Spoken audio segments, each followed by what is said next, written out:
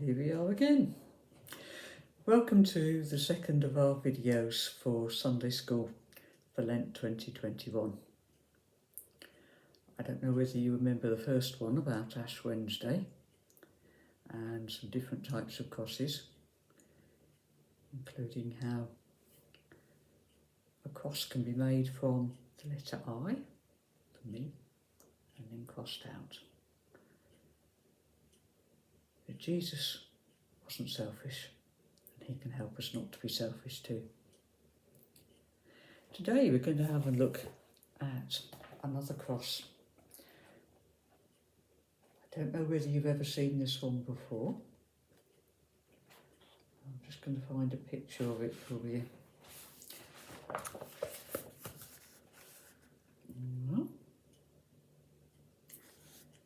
Slightly unusual shape.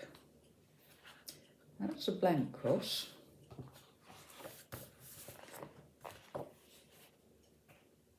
But the complete cross is like that. It's called a Thésée cross. And Thésée is a place in France where there's a community founded after the Second World War by somebody called Brother Roger. Obviously during the war there'd been a lot of fighting between people in different countries, and he wanted to found a community where people from the different countries would be welcome to come and live together, work together, pray together and worship. And this is what he did. So it doesn't matter which country you came from, you could come and be together as part of God's people. There are some people in St Francis Church who've been to Thésée, and if you know any of them, they can probably tell you about it.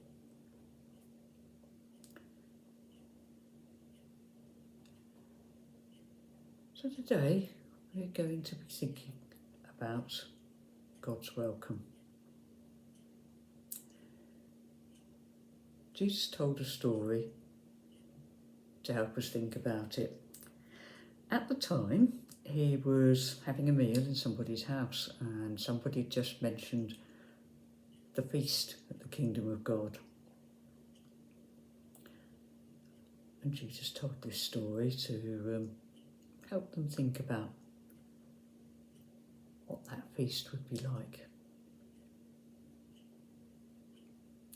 In his story, there was a man who was going to have a party.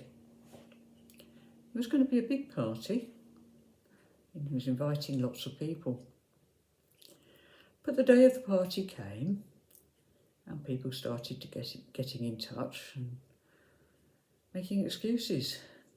Somebody said, "I've just bought a field and I want to go and see it. So, sorry, I won't be coming." Somebody else said, "I've bought some new oxen to work on my farm." Perhaps today you would have said, "I've bought a new tractor," or some kind of machinery. But he wanted to see how good it was, try it out, and so he wasn't going to come to the party. Somebody else got in touch and said he'd just got married and so he wasn't going to come either. It was beginning to look as though there weren't going to be many people at this party.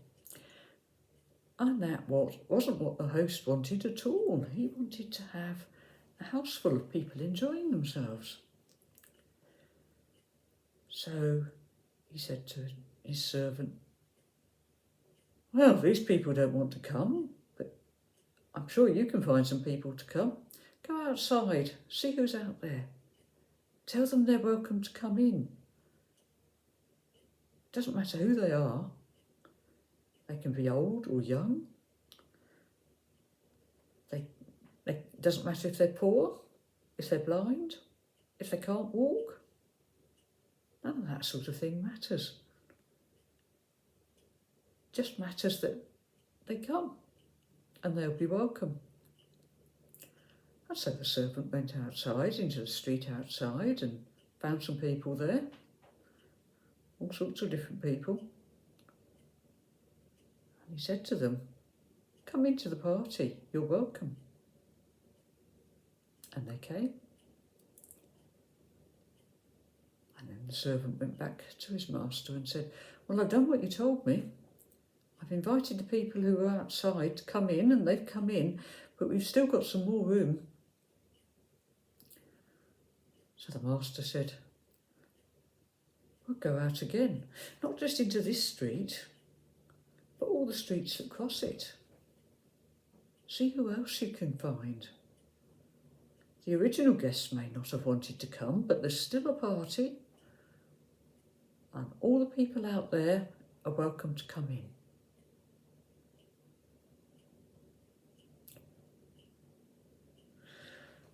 I wonder what sort of food they had at the party.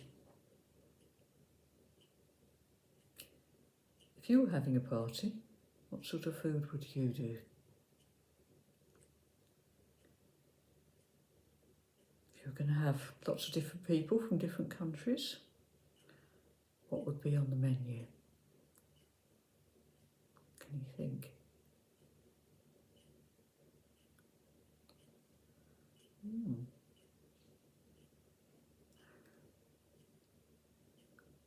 And if some of the people that God invites aren't going to be there,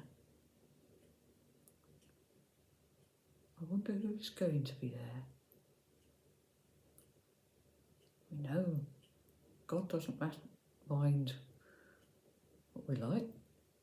We're very different. Colour of your hair, your height, none of that matters. Doesn't matter whether you're healthy or well or good at sport or not.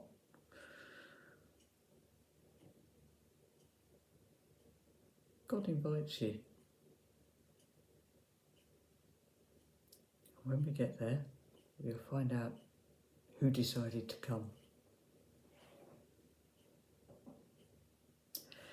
And so for our craft today, we're going to draw that Tese cross. You can draw it on a piece of paper. In fact, I've drawn it on the inside of a cereal packet because that's what I've got.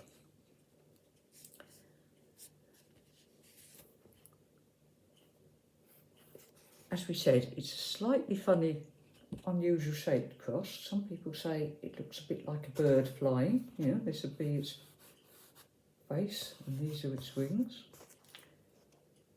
But if you can't manage to get it quite right, don't worry. And now we're going to fill it with people. People that God will invite to his party. If you're good at drawing, you could draw some different people in.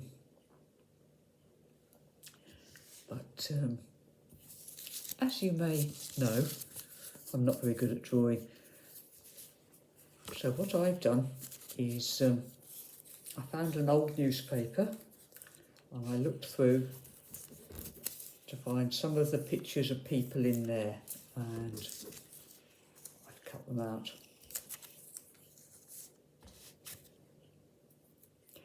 If you want to do the same thing, just remember to check with the person whose newspaper it is, or magazine, or whatever, because we don't want any rows. But check with them whether it's okay to cut it up before you do any cutting up. I found a picture of a man with not much hair, a picture of a woman who's brown and has got long dark hair,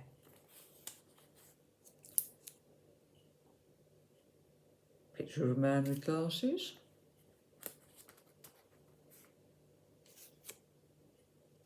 picture of a mother and her daughter, picture of an older man, and a young boy. All sorts of people. And so,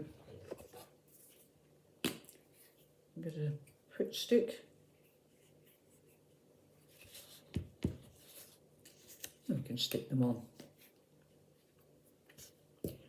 In fact, I did another one earlier so that I could show you. Because I didn't want to do this one and have all the pictures fall off, just as I was showing you. So these ones I have stuck down. And you can see there's lots of different people there. Family and individuals. People who are fair, people who are dark, people who are old, people who are young. All sorts of people. And it didn't really matter that the cross was a funny shape, because the pictures have come over the edge anyway. Perhaps you'd like to have a go. Perhaps you can do a better one than I did. You could take a photo and send it into the church if you like. We can have a look. Have fun. And remember, God welcomes everybody who wants to come.